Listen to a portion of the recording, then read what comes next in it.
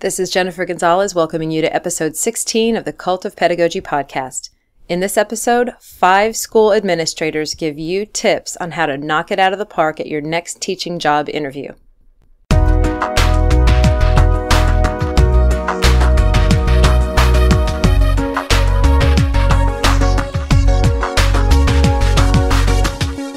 A few months ago, I got an email from a reader who was anticipating interview season this spring. She wanted to know if I had any advice that could help her do her best when interviewing for a teaching position.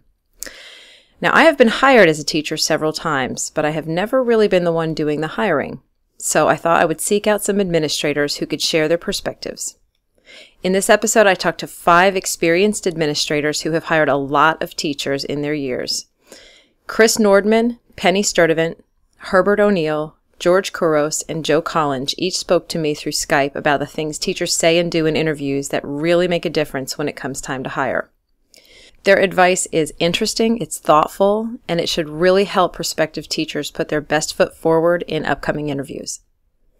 Before I play the interviews, I want to take just a minute to share some exciting news of my own.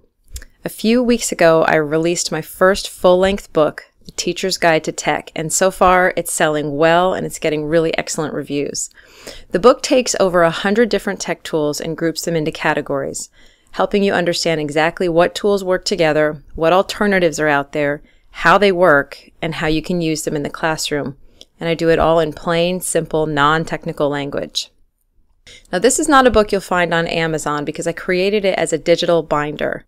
It's a 210-page PDF designed to live on all of your devices, on your home computer, laptops, even tablets and smartphones. I made it this way because it's loaded with external links. I put links to each tool's website, to videos that show the tool in use, and to lots of other helpful resources. Plus, the table of contents and the index are all clickable, so you can bounce around this book super fast. I worked my butt off on this book, and I'm really proud of it, and I really think it can be life-changing. Not just for teachers who are uncomfortable with technology, but also to help those who are comfortable with it up their game. To learn more about the book, go to teachersguidetotech.com.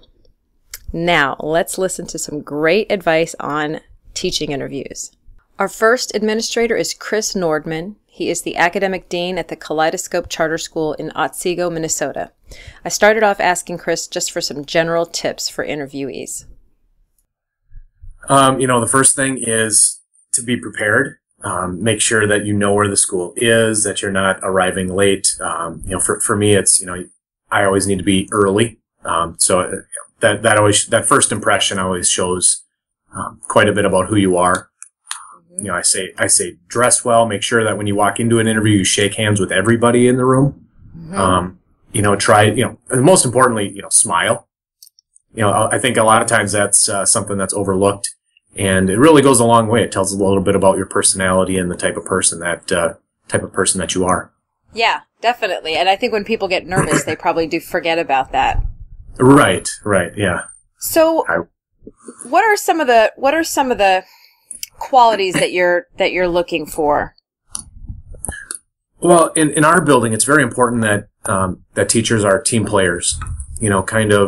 If something needs to be done, that they're not locked in and that they're, unwilling to be flexible. Because, right now we have 3 sections with each grade, and there are times where a teacher is out sick and it's difficult right now to find substitutes. And so being able to, take on additional kids until a sub can get there, or however you can support your colleagues. That's something that we're looking for, as well as, with a new hire, just their willingness to continue learning. What are they doing to better themselves? How can they inspire others around them, students and staff alike, to improve themselves as well? One of the questions I asked Chris was whether there might be certain flaws or, problems with a candidate that he might be willing to overlook. And here's what he said. Lack of experience, I think, is something, you have a lot of people come into interviews who don't have that experience. And some of that you're willing to overlook because everybody needs that start. Everybody needs that first opportunity to really show what they can do. So for somebody who is a team player, somebody that we know will fit with the culture of our school, the climate of our school, you kind of have to overlook some of those things. And also somebody who values what other people do within the building. Mm-hmm. For example, we had somebody come in who was talking about, a lunch lady was gone and they went back and served lunch for the day.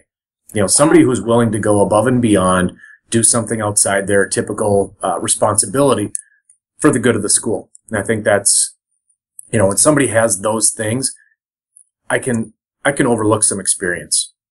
Right. That's good to know, because I'm sure somebody who's going into a brand new situation is probably nervous about that. Right. Absolutely. Sure. So what about, what has been something in your memory in terms of interviews that you've given that somebody either did or said in the interview where you thought, definitely, this is our person? What made really a strong impression? Something that made a strong impression was we had a candidate come in who, was kind of on the same level as everybody else. But then, they were talking about an assignment that was kind of spur of the moment. They were on a field trip, and the field trip really lacked engagement for the students at the site. And so what the just kind of off the cuff, the candidate decided to give the students an assignment, and it was something that really the students responded well to it. It was actually a selfie assignment, and so the assignment was to get the best selfie at the event, and it happened to be the Festival of Nations. And so the students were going around and taking selfies of themselves and other people. And what it actually did is it really reached them on their level, because all the students have their phones or their iPods. And if a student didn't have one, they were asked to be in a picture with somebody else. And so they basically were documenting that entire experience through the eyes of their students. Mm-hmm. And it was something that, easily that teacher just could have said, hey, have a great time, make sure you learn something. But instead they were taking, they were speaking with the vendors there, the people from different cultures, and then they were asking to take a picture. And when those pictures got emailed to the teacher, they could ask about a certain picture that was taken, and the students were able to tell the story about where that person was from, what they learned. It was just a phenomenal experience for the students, and really something that was done spur of the moment, and it added so much value to that field trip and to the students' learning. And then they were able to reflect on it when they came back. So I thought that was something that was an incredible kind of spur of the moment deal. Yeah. So. And that does seem like a typical question for people to expect in a job interview. They want to, you'll want to hear about a successful lesson that they taught. Right. Absolutely. Yep. Or, maybe something that didn't go so well, and how they were able to reflect on it and make improvements for the next time. Good. So those two questions, and just from being an interviewer and an interviewee, people should definitely, especially if someone's never really been at these types of job interviews, they should expect there to be questions about specific situations, maybe successes and failures in their own experience. Sure. As well as weaknesses and strengths, yeah. Right. Yep. Okay. So what about deal breakers? Has anyone ever said anything in an interview where you thought it was pretty much going okay, but then they said this one thing and you thought, no way? Well, for me, the deal breaker is when people speak poorly about former colleagues or former schools. And, it's one of those things you need to be able to, even if you don't agree with somebody on everything, you need to be able to be professional and, support your students. And if you're speaking poorly about colleagues or administration or staff or just about your school in general, that really doesn't bode well for you. It's something where you may agree to disagree on something. Right. But I don't think you should ever badmouth a school. It's something that gave you experience and can kind of shape you into the person that you are. That's excellent advice, because I'm sure, especially if someone is leaving a position, they're probably going to be asked something about why are you leaving your current position, or tell me about your last position. So right, absolutely. Everything they say about that is going to reflect something about them professionally. Right. Yeah, without a doubt. Great. Thank you for that. Okay, so is there anything else? Any other sort of tips that you would think people should know going into a job interview? Well, I think just going in, being confident about it. And part of that is you need to know the setting that you're going into. If you need to go and do some research on the school, you need to know, what they stand for, some of the things that they do, programs, just, have some of those things in your back pocket so that you can ask intelligent questions and show them that, hey, you're truly invested and interested in the position, not just going through the motions of an interview. That's something I didn't mention to you in the email, but it's something I think is an opportunity sometimes that people miss out on in an interview. Most interviews will end with, do you have any questions for us? Right. And I know a lot of people probably just say, well, no, or whatever. That, to me, that seems like that's another part of the interview. That's actually a question for you to have an answer. Right. And, I actually, I saw a video of a man who went in for an interview, and his favorite question to ask is, why is there any reason why you would not hire me? Oh God. And that's a very risky move. Yeah. But it also, his rationale was that it provides the person giving the interview, well, you don't have this experience in this market or whatever it happens to be. And then he's able to explain it. And it really, so if there's anything that was seen as a negative, he can turn that into a positive. Wow. I don't suggest it necessarily, but I guess the person would have to have a pretty good feel for the room. Yeah, that's pretty aggressive. But it would be a good time to demonstrate some knowledge about new programs or new initiatives that the school has taken on. Right. And I tell you what, that question would definitely set you apart from everyone else. No kidding. One way or another, right? Yeah.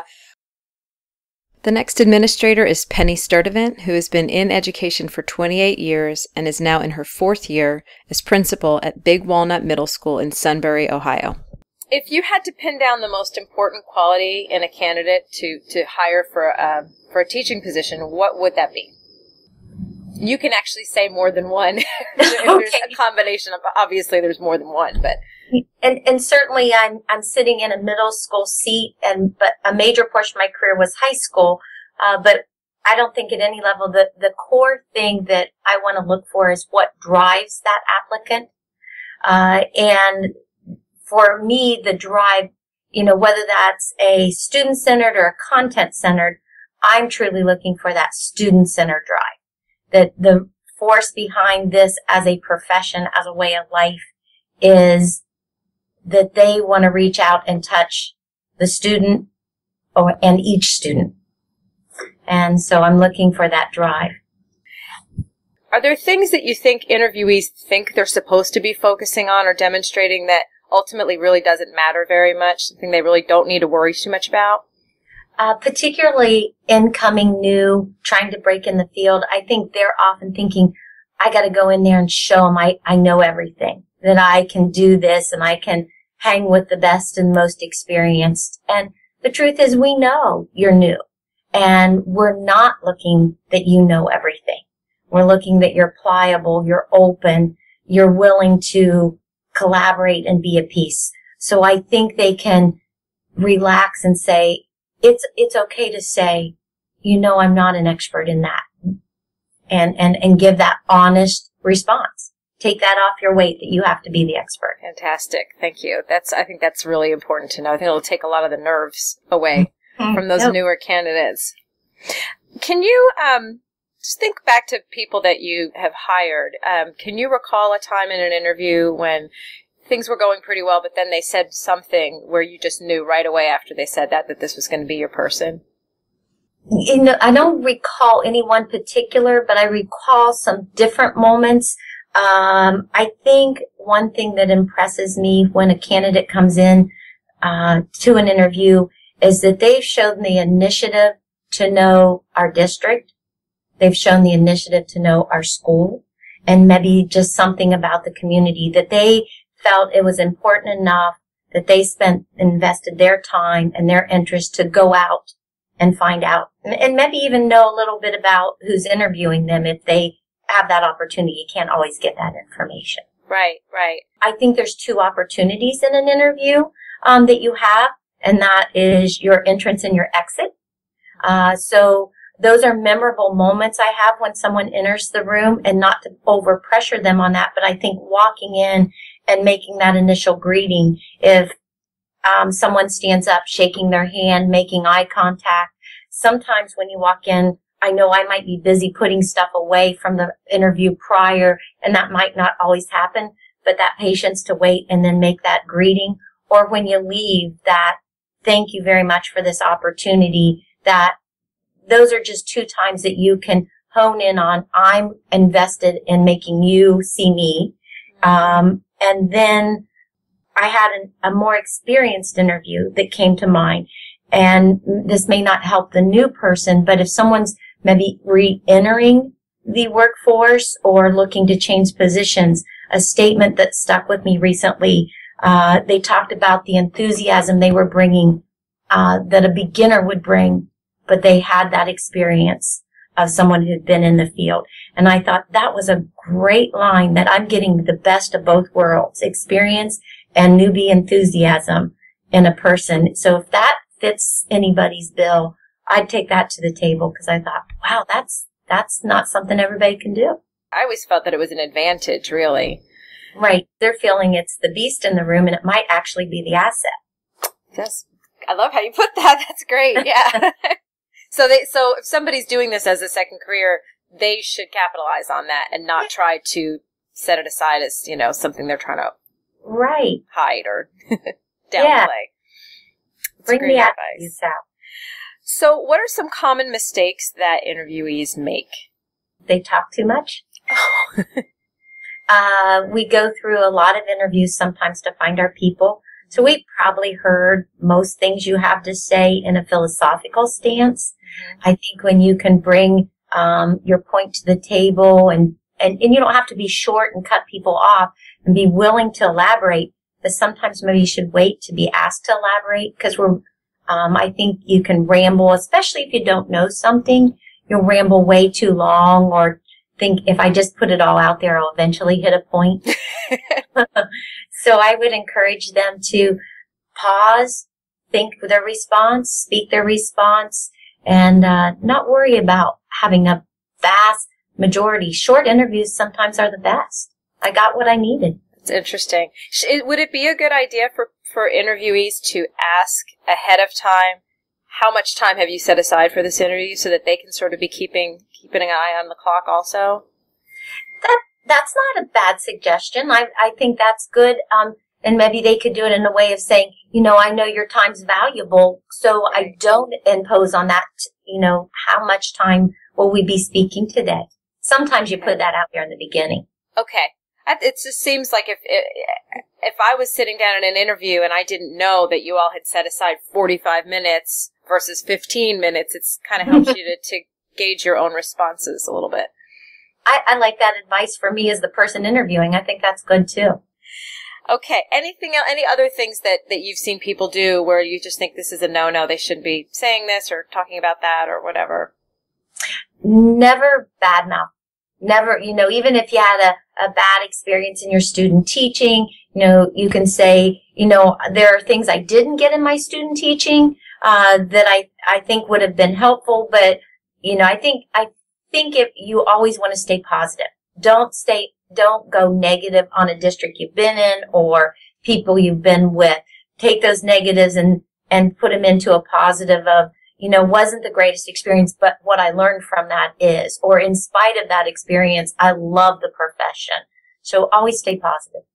Great advice. Okay, final tips for people going into interviews. Be who you are, because you don't want the position not to be for you. You want to fit on your side as well, or you're going to be miserable in the job too. And I know they're still looking for a job, so that's easy for me to say when I have a job. Openness, willingness to learn. And then I think make yourself unique, and you may not think about what makes you unique. Think outside education. It could be something as simple as, I'm a runner and I would love to bring running club to the kids. I have traveled the world, or I have one staff member who knows American Sign Language, so she started an American Sign Language club. If you've had extra work in reading or gifted or, anything like that, when you leave, there's more to the package than, hey, I'm just hiring a language arts teacher. I'm hiring a language arts teacher who can bring mock trial in, or who has this interest, and that will really help reach our kids who maybe aren't involved in school. So if you can bring something unique to the conversation, even outside the realm of education, that leaves a little reminder, oh yeah, that was the applicant who liked the bike. I think that is a foot up on other people sometimes. It makes you human beyond just the educator. Next, I talked with Herbert O'Neil, who is the Director of Academics for Life School in Dallas, Texas, where he supports principals and curriculum coordinators, but has experience as a principal at the elementary, middle, and high school levels. I guess if we could just start with some do's. What are some things that, in your experience, have made a really strong positive impression on you in interviews? Okay, and rather so, I don't think that I have the answer. I know the right thing. These are things that I think that I like when I see. So I want to be, I want to make sure that I'm clear about that. Right. There are many ways to skin a cat, but if you step into my office, the things that I look for and that I get excited about. I get excited about someone who's confident. And I can tell that they're confident and that they want to work there. And they show that they walk in the building and this is somewhere that they want to be. Just as I'm looking for them, hopefully they're looking to come to work there. And so generally I can tell that in the interview. And of course I've got to be able to tell that they enjoy being around children. And I always tell people that I can tell really quickly if someone doesn't care about children, because that's the most important thing to me. And so you got to be confident, because I want to know that you'll be comfortable with the kids. You'll be able to deal with whatever they bring. That, of course, will help you and support you.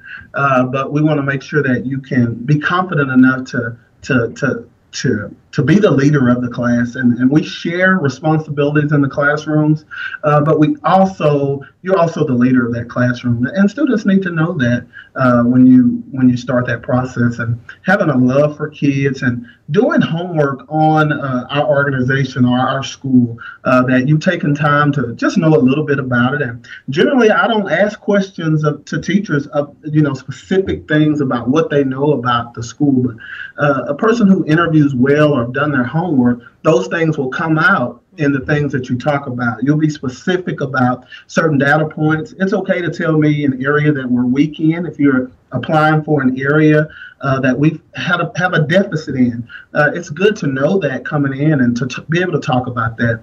That's not a requirement. But it's something that I look for when someone can tell me that they're interviewing for an algebra position on the high school, and they can tell me that they noticed that math was our lowest area. And it just kind of excites me that, hey, they maybe want to work here, and they know, and they're up for maybe the challenge. And also talking to us about some of the things that we've done well. And so I look for those things. But I always tell people the number one thing that I look for when you come in the door is confidence, starting with when I walk out there and greet you, that you got a good handshake. You don't have to break my hand, gentlemen. You don't have to break my hand. And but that you got a good handshake, and that you look me in the eye and you feel, and I know you'll be nervous. I know that. And that's why I spend the beginning of the time walking around with you, trying to get you comfortable. But have confidence, because if I don't feel you're confident, then no matter how smart you are, sometimes I don't feel good about hiring you, because I know everywhere I've worked, we've had students who are challenging, and they come through the door challenging, and they want to know that you love and care about them, and that you can also tell them to sit down right now in love. And so I got to feel that when I talk with you. So even if somebody has a strong background academically, if you feel that the kids are going to run right over them, they're probably not going to be getting the job. No, because I can find people that pass tests, and everybody that comes through the door has been to college, and so I'm not that type of person. That's me. I'm not going to run the gamut and make sure you can, do X's and Y's and all. That's not my thing. I'm more of a kid-centered kind of person, and so I believe people need to really, really focus on being confident and showing the committee or whoever it is that they can confidently work well with students in just about most situations, or that you have potential to be able to do that. Okay. Are your interviews usually with a panel of people, or is it just a one-on-one? For me, it's generally one-on-one. And let me tell you why I do that. And it's different everywhere you go. But if I'm a principal, you come in, I'm going to meet with you one-on-one. And why is that? Because I want to get to know who you are. And I think that in a panel interview, I don't really get to know who you are. Now, I have done panels. If they're forcing me to do one, I'll do one. But if I get to have my way, I just want to bring you in and I want to talk to you. I want to get to know you. I want you to feel comfortable to talk to me. Of course, I'll never ask you anything, but it's okay for us to know things about each other, not personal things, but it's okay for you to share with me that you got children. That's okay to share. It's not okay for us to ask, but it's okay to share that. It's okay for you to share that in the interview, and we want to be comfortable. We want to know each other, and people tell us a lot of different things about, I know the people in the building, and I know what's a good fit and what's not a good fit. And if you like kids and you're confident and you're passionate, then I'll feel good that you'll be great to work with our students. What about some negatives? What are some things that people definitely should not do? Maybe you've had candidates come in and things were going all right, but then they either said or did something that you thought, no, this is probably going to be a deal breaker. Well, that's a great question. I appreciate that. And again, this is me. These are things that bother me. One is don't come in and bash your former wherever you worked. If you worked in another school, don't talk bad about your principal. Number one, I might know the person. And it's not a good practice. And I understand there are places that maybe didn't work out. And that doesn't mean you're a bad person, but there's ways to convey that. You try to find the positives in where you are. And it's okay to say that I had a different philosophy about teaching or about the curriculum that we had. Maybe there was a boxed curriculum or something that they bought and you didn't like it. It's okay to say that, I just wasn't. And if you have that here, I've learned about it and I really want to work here. And so I want to work through that with you. But talking about them personally, that always sends a bad message to me. And generally, I don't hire those people unless I feel really good about them. I call them back in and, and I ask them very specific questions about that. But it's just best to not talk strongly negatively about the person that you're working with. I don't ever feel good about those people because quite honestly, I'll feel, and this could just be the prideful, selfish person in me that may say, they may do that to me. And so I want positive people. We all have feelings about people, and people have done us wrong or didn't treat us right or we felt a certain way. But sometimes the interview isn't the best place to bring that out. Number one, because you don't know me and I don't know you. And maybe if we were friends or we had gone to college together, then that'd be okay. If we knew each other, you'd say, you know what, blah, blah, blah. But we don't know each other. It's best to go in positively. That's how I feel about it. Also, when you're talking, never talk bad about students that you've had in the past, things that maybe didn't work out. And I know there's some people say, well, it was the truth. That really happened. That's okay, but that's not the time to share those things. One of the things I asked Herbert was to describe what his typical interview style was like, what types of questions he asked. I have most of the time I have the weirdest, and as I've done this a long time, my interviews become, and I get in trouble sometimes because I want to go off script, because I kind of like it to be what I call just mutual dialogue, that it just becomes a conversation. Mm-hmm. And that's been my strategy that's worked best for me. I asked really simple questions a lot of the times. Now my kind of questions kind of go more, I kind of want to find out about the person, things like, have you had a bad day? If so, how did you deal with that? Have you ever had a student that was difficult in class? How did you deal with that? Those type of questions to just find out how people respond to things when things come up. And it kind of gives me a feel for maybe their personality type and how they respond when maybe things don't go great. When I talked about being confident and being able to, and having questions that really put you on the spot, that just have you reflect on who you are and what kind of person you are. Because if you come into my office, it's about the students. It's just totally student-centered and what we can do. You passed the certification test. I know you can do whatever you say you can do. You went to college. I understand you can do those, and so we don't even talk about those things most of the time. And so I do ask a lot of questions about management, because again, that's important to me, that if you cannot manage the class and talk about expectations and effectively managing the classroom, you'll never get to whatever you got your degree in. I talk like that, especially at a secondary level.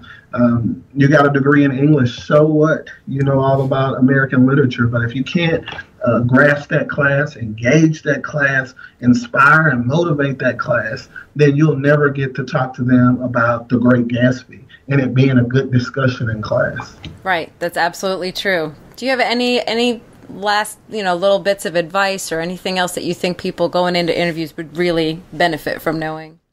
Well, it goes back to what I believe in. Love kids. If you don't love kids, you don't even need to go into the room. You can go work for Enterprise Rent-A-Car. They're always FedEx. Those folks are always hiring. And so I believe that, and I say that passionately to anybody that I work with. If this is not for you, do something else. And after a while, I can always tell. The next thing, even if that's not your personality, try to find something to talk about in your interview that you do feel passionate about, because even though that person is asking the questions, you still have control of that interview because they want you. So don't ever forget that they want you to come work for them. And so you can shape and turn that conversation in any way possible. And so that's a strategy of mine when I interview. I always try to find the things. I always come back to what my convictions are, what I believe in, what's important to me, because I can talk about those and I can talk passionately about them. So find the thing that you have passion in, even if you're shy or what have you. There's something that you like as it relates to children and working with children. Find that and talk about that. And you know what? You keep talking about it enough, they'll believe it and they'll give you a job. Just before we finished our interview, Herbert remembered one last piece of advice that he thought was really important. So here it is. Never talk about technology and say you're great with technology and love it, and you don't have any type of digital footprint or anything that relates to technology. Because I'm going to find out, I'm going to get on everything and try to find, you talk about technology and you love integrating it, but you don't have a Twitter, you don't have Google Plus, you don't have anything that has any type of footprint. How do you love technology? That's awesome. I'm really glad you said that. Yeah. So that's important to me. People come in and say that, and I'm like, that's not true. The next person we're going to hear from is George Couros, who is the Division Principal of Innovative Teaching and Learning for Parkland School Division in Stony Plain, Alberta, Canada. He also consults with principals and teachers worldwide to help them improve their practice. The thing that is most important to me is how they connect with people and how they build relationships. I've actually seen a lot of teachers that are really great understanding content who cannot connect it with children.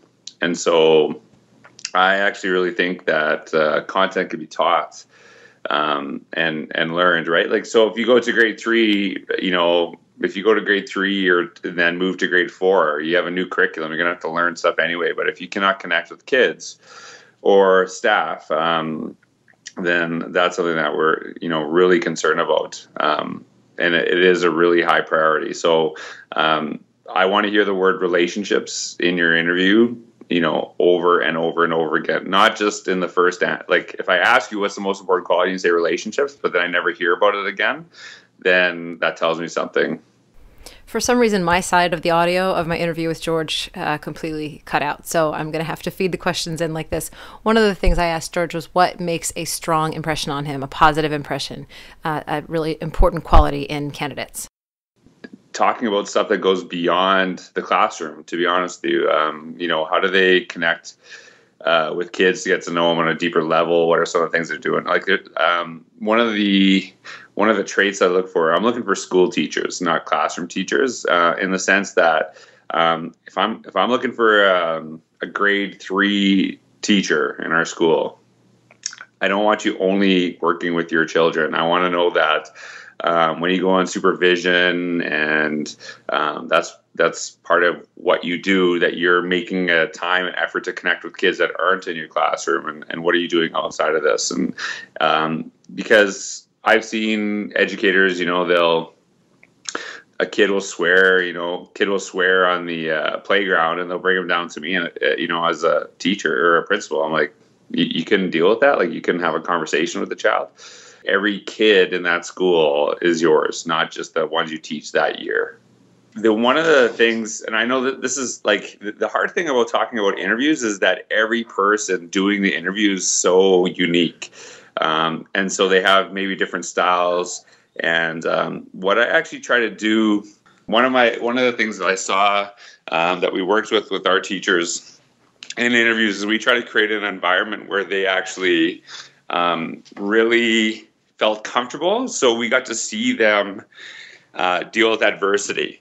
So in the interview process, so if I was to challenge them on something, not just simply ask them a question and get an answer, because that's not how schools work, right? I don't, as a principal, just ask a teacher a question and then they give me an answer and we just go on our way, right? It's very conversation based. So we really wanted to actually make them very comfortable in that process.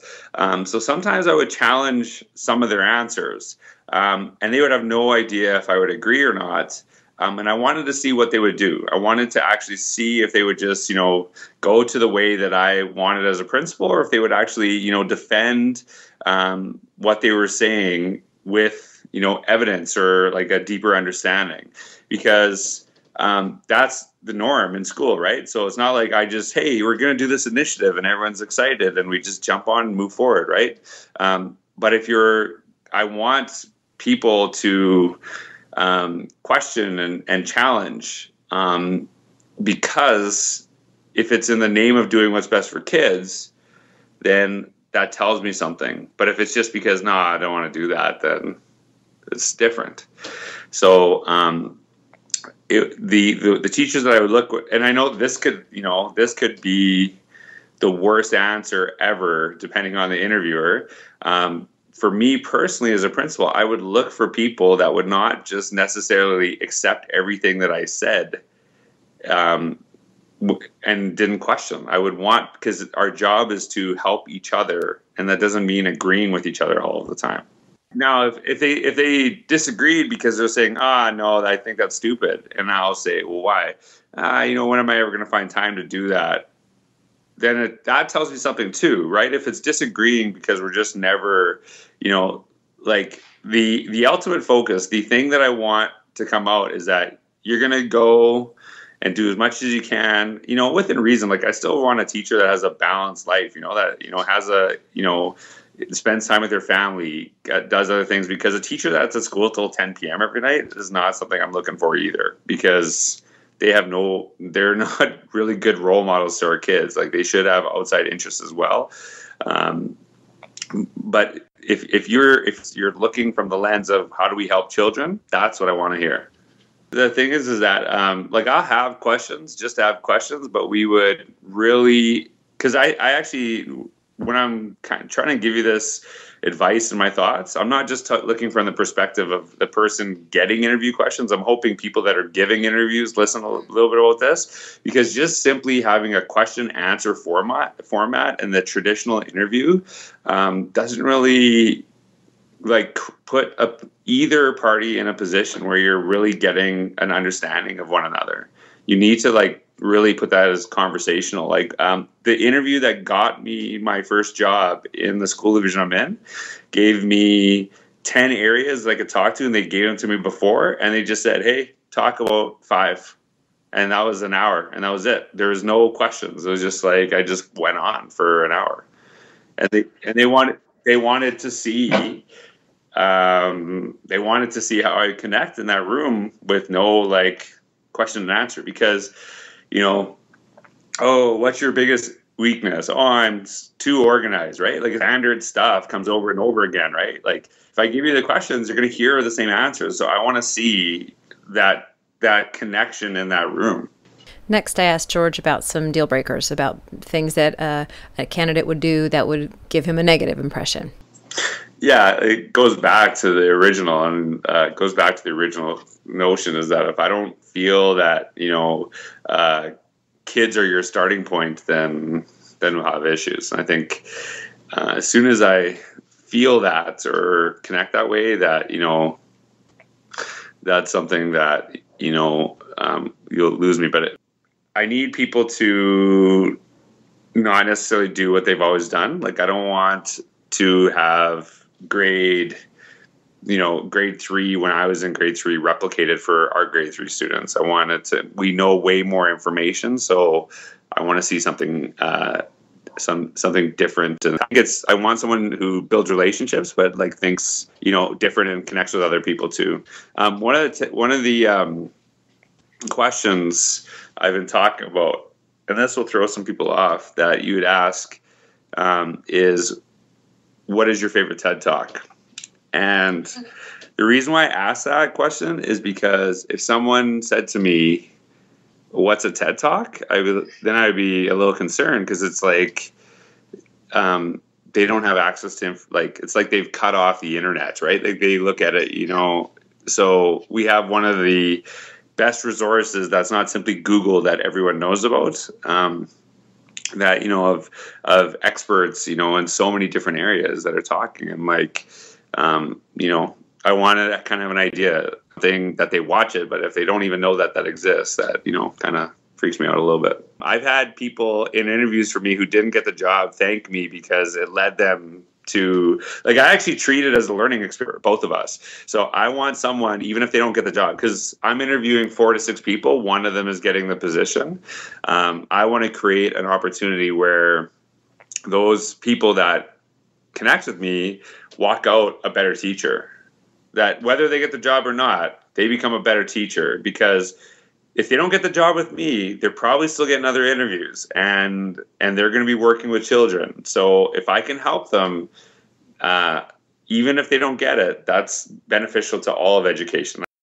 We talked for a few more minutes about George's interview style and about the fact that he doesn't really like the standard question and answer format. That's not, to me, what gets the best teachers, or what gets the best out of that person in that room. It's actually putting them in an environment. Like if we were sitting in a staff room and just talking about education, that's like a totally different environment. Like there's time ever again that you will experience a traditional interview if you get that job in school, ever. Do you know what I mean? So I'm trying to put them in an environment where it's kind of just like what we do. If you're going to hire what we've always hired, then why would school look any different? Right. And so a lot of people are really pushing the notion of education being different for the kids now than it was for us. And we can't just go through the same process. Like the interview process for some looks the same when I started teaching in 1999, when I was in school in 1980. And that's stupid. Like the questions might be changed, but the process is exactly the same. And I don't think it should be. Finally, I spoke with Joe Collins, who is an assistant principal at Harford Technical High School in Harford County, Maryland. I think the biggest thing is to have a confidence, but you got to be careful. You don't want it to be an overconfidence. And I think the context is it a new teacher, someone who's new to the profession, or are they an experienced teacher who's interviewing at a new building or in a new system? And I think the biggest thing is to be instructionally grounded, to really be very thoughtful about their instructional approach. That, to me, because that implies that they can learn. And by that, they can learn the language of the system, of the school. They can learn what's important to that principal, and oftentimes incorporate it in the conversation. The best that I've been in, they've not necessarily been experts by any means, but you could tell they had a strong grounding in their instruction. And this is just based on the things that they talked about in the interview. Yeah, and also the best principals I've worked with structure the interview to bring that out. And very quickly they can end the conversation either mentally or verbally, but they can end the conversation very quickly because the person just clearly does not have a grasp, a grounding in that instruction. And honestly, we don't have the time to teach it. We have the time to build upon it and, encourage the best to come out in the teacher. But it's hard to teach a teacher to plan in the middle, at the start of a school year. You can teach them to plan better, but it's very tough. So if someone is brand new and they really just don't have a whole lot of experience with that, what could they say to convince you that they can learn it or can pick it up quickly? I think if they have an innate sense, and we all, I think one of the things with being in education, we've all been to school. We all know what good teaching looks like. And a lot of times, I'm a former coach. A lot of that comes into play. Speaking of, you joked earlier before we came on about being basketball, but the best coaches in the NCAA are some of the best teachers. And if you've watched them in practices, you know that. So they can pull it from many other places.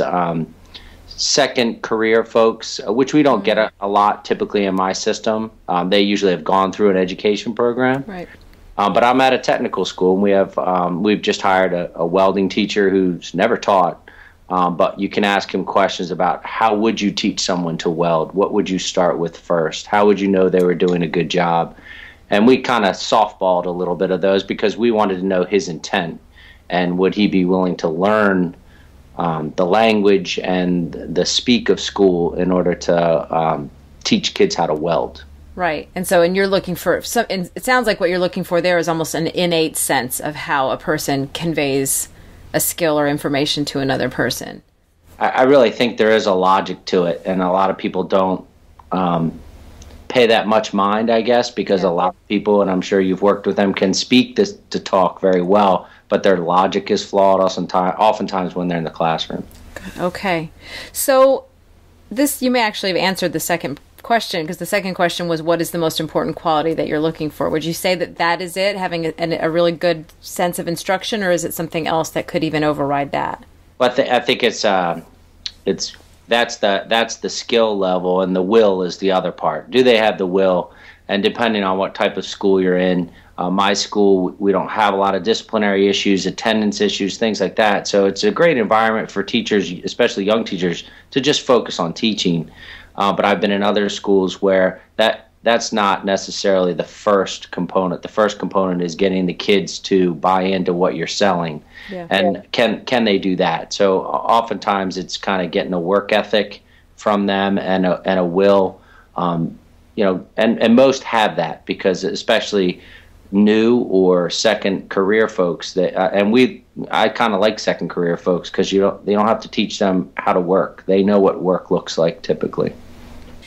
Based on thinking back to the interviews that you've done and the people that you've hired, can you recall an interview where things were basically going okay, but then the person said something where you just looked across the table at the other people in the room and you said, we're definitely hiring this person? Can you recall any of those occasions? I think that when they've answered the next question, oftentimes you'll get a real sense about them, and typically, a principal that I've worked with has a great question. You delivered a lesson, 20 kids, 10 got it, 5 didn't. 5 thought you were teaching Spanish and it's a social studies class, and 5 are way ahead of you.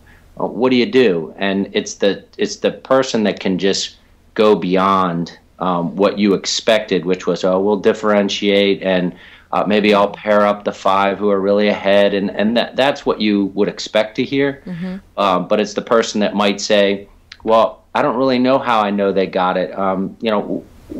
What kind of formative assessments would I do to make sure they got it? And then you start to perk up and you go, ooh, okay. And then you can get the conversation going to a different level, because now they already speak your language. And I think many colleges and universities do a good job of preparing, but nothing prepares like experience.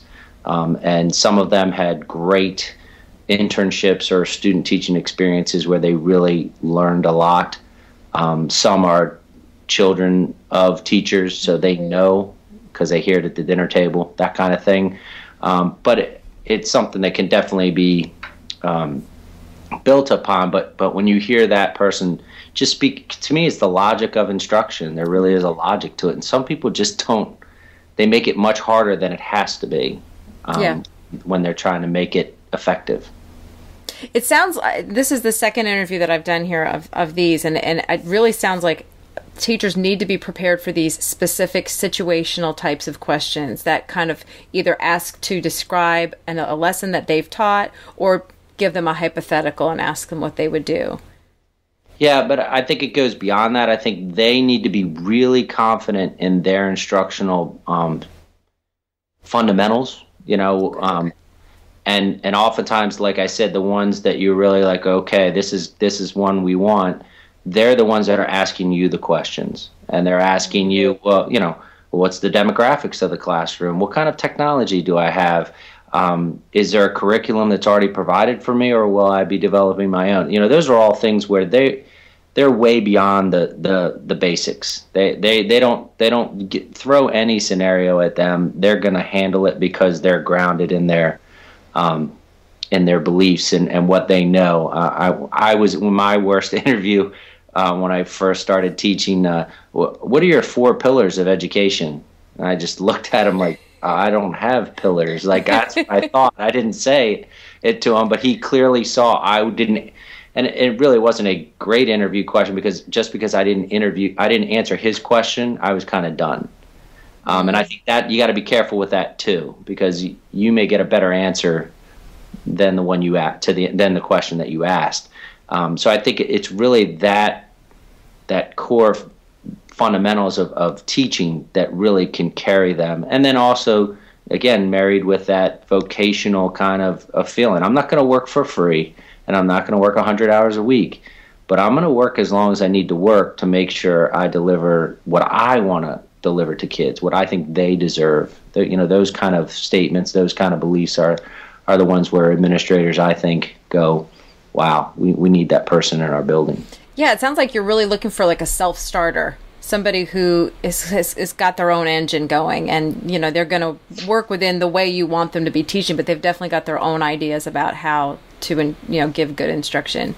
Well, it's same with kids. They don't really need us the way we needed our teachers before. They can go on a professional learning network. They can go on the internet. They can join PLCs, across the world. Lead Learner. I don't know if you're familiar with Lead Learner from England. He's one of the guys that I follow religiously, and he's a head, kind of an executive director in England. So it's not really applicable to my situation at all, but he gives such great insight.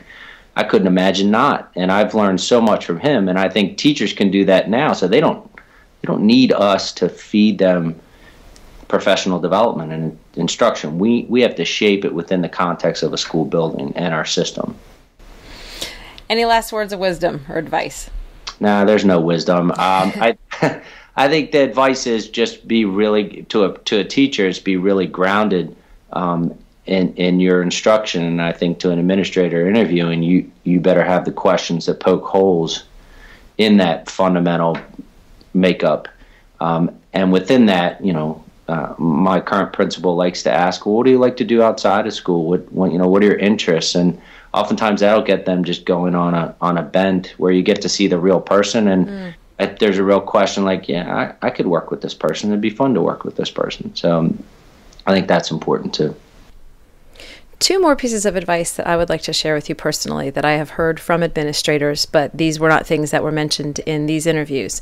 The first one is, before you even start to apply for a job, get your social media presence cleaned up. If there are pictures of you out there doing inappropriate things that you would not want your grandmother to see and you would not want an employer to see, get yourself untagged, pull pictures down, just make sure that your social media is clean and as professional as possible, because as soon as your name comes through the system, future employers are going to be looking you up, and they're going to be checking out how you conduct yourself in the world. So this is definitely the time now to tighten those things up a bit. The other piece of advice that I have heard is that your interview actually starts the moment you walk into the building. And so a lot of administrators will follow up with receptionists and school secretaries and anybody who interacted with you when you walked into that building. And so make sure that the whole time you're there, you are conducting yourself professionally, and that you're friendly, and that you are coming across as somebody that people want to work with, because your interview is not just what happens inside the closed door. Thank you so much to all 5 administrators who took time out of your day to help us out with this project. For all of the administrators who have Twitter handles, I will be putting those in the show notes for this episode. Just go to cultofpedagogy.com/pod, click episode 16, and you will be taken straight to the show notes. If you're enjoying the podcast, please go on over to iTunes and give us a rating. That really helps our visibility. Thank you so much for listening, and have a great day.